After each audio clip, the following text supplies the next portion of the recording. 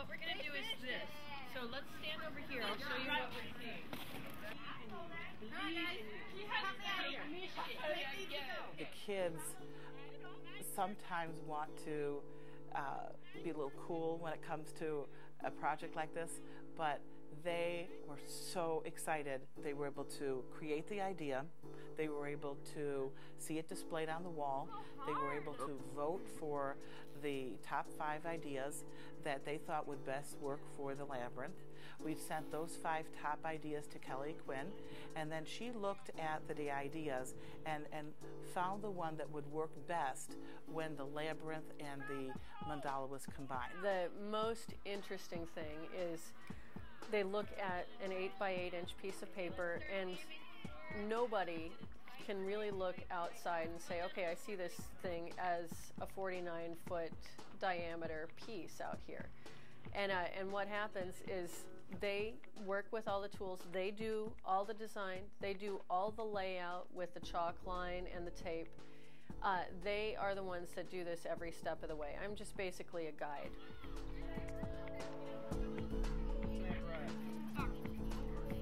Each of the artists that we've worked with have been exceptional. I know working with Kelly in this particular project, she's come in, she's had great excitement. When she worked with the students, she actually wanted to break it up into different assemblies. She broke it up into grade level assemblies because she wanted a smaller feel to be able to get some input from the students, and she wanted to make sure that the message of what the overall goal of the project was going to be was heard by all.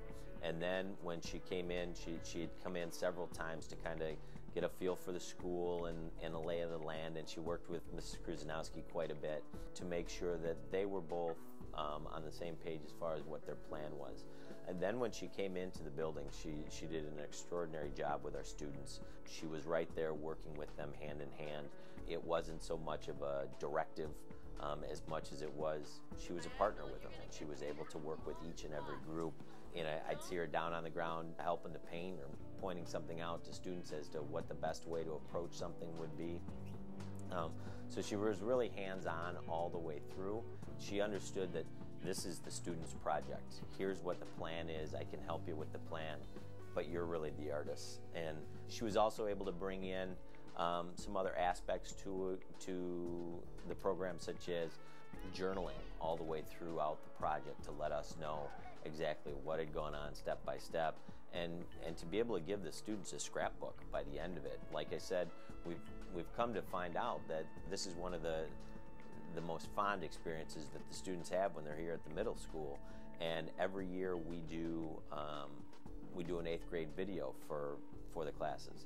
Well, we have that aspect of it now with pictures and video that we can put into our program at the end of the year. So when the kids graduate, even the kids that are 6th graders now, this art project will be part of it. Whereas in the past, that hadn't really been brought up, and it was more of a picture at the end and we could show it. Well, here we're going to be able to dialogue all the way through the project, and I think that that's an aspect that Kelly's brought to the program that we hadn't had before, and just another example of how we add piece by piece and improve upon the project every year. Everybody's going to have a partner. What I'm going to have you do is go up to Mrs. Kruzanowski. She's going to give you paint. One of you will pick up the paint and the brushes, and the other one's going to pick up cardboard, okay? I saw a lot of people having just like a really good time painting and putting out tape and all that. I think it's going to be really cool, and I just think it's kind of a way for like the 8th graders like us to kind of like leave something behind when we leave. I've heard a lot about the mandala itself and just how people like it. A lot of people say that it's probably one of the better things that represent J-Stream now, since it was a group project.